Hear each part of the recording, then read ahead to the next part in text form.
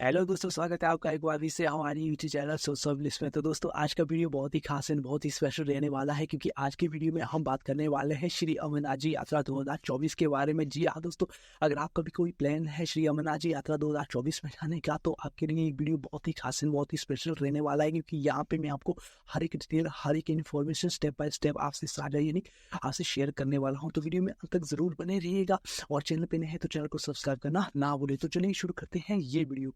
दोस्तों, श्री अमरनाथ जी भारत के जम्मू कश्मीर राज्य में स्थित है। मान्यता के अनुसार भगवान शिव ने माता पार्वती को यहाँ पे अमर कथा सुनाई थी, और तब से लेकर आज तक ये गुफा पवित्र और अजय और अमर है। दोस्तों, प्रत्येक वर्ष लाखों श्रद्धालु भगवान शिव के हिमलिंग रूप के दर्शन करने के लिए प्रत्येक वर्ष यहाँ पर आते हैं। ठीक है, तो आपको भी कुछ इस तरह का कोई प्लान रहेगा तो आपके लिए वीडियो बहुत ही खास रहने वाला है। तो चलिए शुरू करते हैं इसका प्रोसेस कि कैसे आपने श्री अमरनाथ जी यात्रा पे जाना है और क्या फॉर्मेलिटीज इसके लिए रहती है। ठीक है, सबसे पहले हम बात करते हैं मेडिकल और रजिस्ट्रेशन की। जी हाँ, अगर आपने श्री अमरनाथ जी यात्रा पर आना है तो सबसे पहले आपको अपना मेडिकल करवाना होगा, उसके बाद अपना रजिस्ट्रेशन करवाना होगा। ठीक है, आप वैसे तो आप बहुत सी यात्राएं आपने करी होगी। ठीक है, कई यात्राओं में क्या होता है कि आपका मेडिकल सर्टिफिकेट की ज़रूरत नहीं पड़ती है, रजिस्ट्रेशन की ज़रूरत नहीं पड़ती है, तो बिना रजिस्ट्रेशन के आप चल पड़ते हो। जैसे श्रीखंड महादेव हुआ, श्री किन्नर कैलाश जी, अगर आगे पीछे भी आप चले जाते हो तो आपको किस तरह का कोई रजिस्ट्रेशन, कोई मेडिकल करवाने की ज़रूरत नहीं पड़ती है। लेकिन श्री अमरनाथ जी जो यात्रा है, सेंट्रल गवर्नमेंट इसको ऑथराइज करती है, इसके अंडर रहते हैं श्री अमरनाथ जी की यात्रा। तो यहाँ पे देखो, ये नेशनल और इंटरनेशनल लेवल की यात्रा है और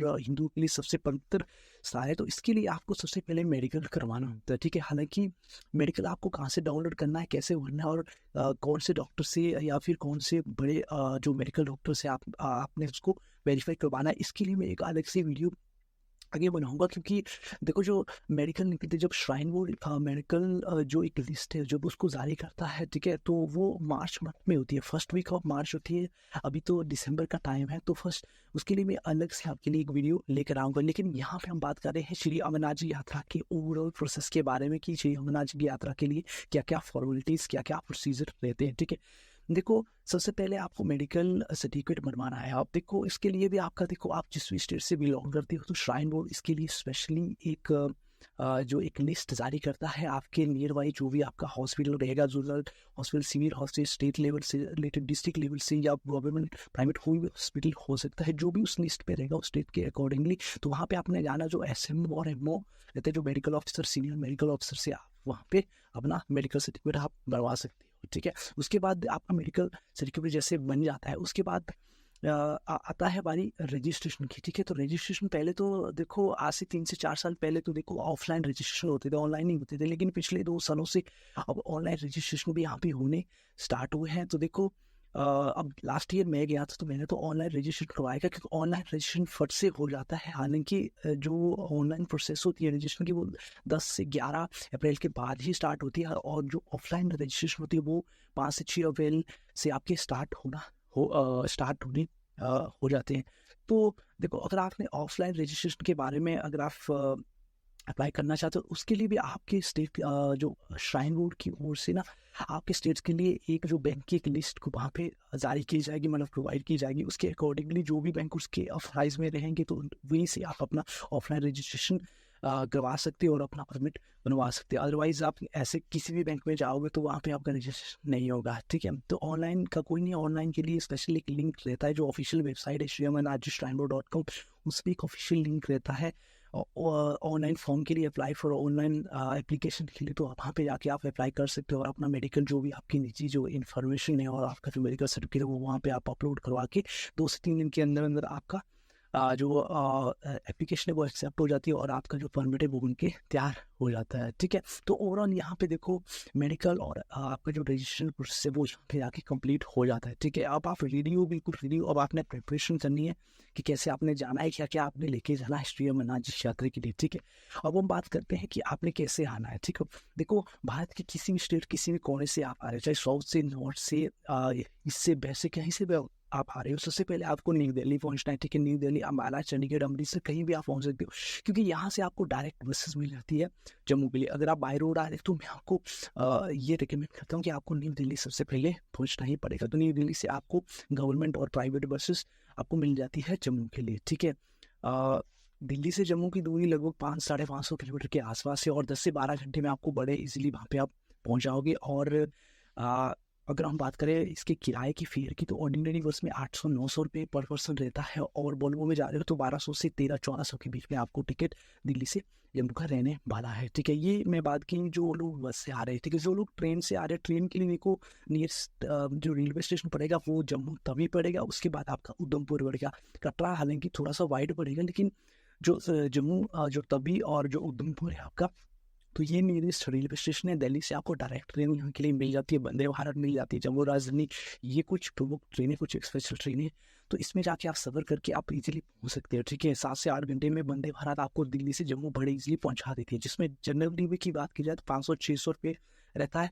ठीक है, अगर हम बात करते हैं इसकी एसी की, मतलब जो एसी जो वीआईपी डिलक्स जो कोच, मतलब जो डिलक्स जो रूम जो चैम्बर होता है, उसका लगभग 2800 रहता है, 2200 से 2800 रहता है। ठीक है, और 2A का इसका लगभग 2000 के आसपास, और 3A का लगभग 1800 के आसपास रहता है। तो ऑर्डिनरी आपका 500-600 है, और मैं आपको प्रेफर करता हूँ आप ऑर्डिनरी में, या ऑर्डिनरी जो जनरल डिब्बा रहता है वंदे भारत का, बहुत ही खास, बहुत ही अच्छा आपको देखने को मिल सकता है। अगर आप वाई फ्लाइट आ रहे हो तो वाई फ्लाइट देखो, दिल्ली से आपको श्रीनगर जम्मू के लिए टाइम टू टाइम फ्लाइट आपको मिलती रहेगी। ठीक है, तो इसमें जो पर पर्सन 6000 से लेकर 10,000 तक आपका जो टिकट प्राइस है 1 वीक का यहाँ पे रह सकता है। ठीक है, और फाइनली जैसे आप जम्मू में पहुँच जाते हो, तो देखो जम्मू से अगर आपने कॉन्वॉय के साथ जाना है, ठीक है, उसके लिए आपको भगवती नगर आना पड़ेगा। ठीक है, तो भगवती नगर पहले आपको जाना पड़ेगा, और जो कि बस स्टैंड से लगभग आपको 2 से 3 किलोमीटर अपोजिट में आपको पड़ जाएगा। तो भगवती नगर में जैसे आप पहुँचते हो, ठीक है, वहाँ पे आप अपना चेक इन करवा सकते हो। चेक इन करवाने के बाद फिर जैसे आप सबसे पहले ना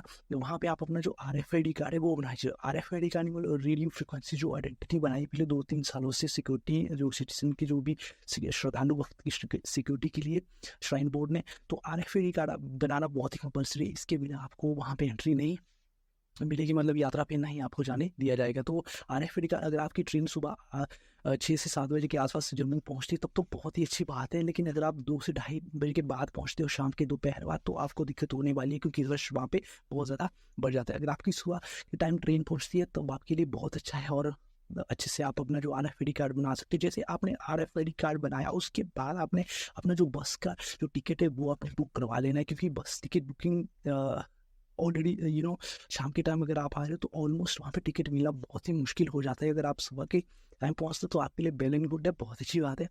तो जिस टाइम लास्ट ईयर में गया तो मेरे लिए भी टिकट ऑलमोस्ट वहाँ पे ख़त्म हो गए थे। लास्ट के 41 और 42 नंबर जो सीट, मतलब 43 सीटर, मतलब 43 सीटर बस चढ़ती है, तो लगभग 2 सीट लास्ट में बचे थे, लेकिन वो भी ऑलमोस्ट बुक हो गए थे, और मुझे 44 नंबर दे दिया गया था। 44 का मतलब होता है कि जो ड्राइवर के साथ में होता है फ्रंट पे, तो मैं वहाँ पे जाके बैठ गया था। मुझे बहुत टेंशन हो गया था कि यार भाई बस में खो गई, अब मैं कैसे कर जाऊँगा, मेरा जाना तो कैंसिल होना ही होना है। तो ऐसा नहीं हुआ, बाबा जी की कृपा से, हाई होप की वो ड्राइवर साहब अच्छे, तो उन्होंने कहा कि आप मेरे साथ यहाँ पे जाके ना फ्रंट पे जाके बैठ लेना। तो आपके साथ ऐसा ना हो तो पहले आपने जो बस की बुकिंग है वो आपने ज़रूर करवा लेना है। ठीक है, उसके बाद फिर देखो कॉन्वॉय नेक्स्ट डे आपको 5 से 6 बजे आप वहाँ से निकल जाओगे, और लगभग 10 से 12 घंटे में आप पहुँच जाओगे पहलगाँव, यानी मतलब 5:30-6 बजे के आसपास आप पहलगाँव पहुँच जाओगे। पहलगाँव जैसे बेस कैंप में आप एंट्री है पहले आपकी होगी, आपके बैग वगैरह चेक हो गया, सिक्योरिटी चेकिंग होती है। उसके बाद अगर आप चाहो तो वहाँ पे आप टेंट वहीं पे जाके बेस कैंप पे ले सकते हो। देखो ऑर्डिनरी टेंट आपको लगभग 300-350 से लेकर 500-600 तक आपको वहाँ पे देखने को मिल जाएंगे। ठीक है,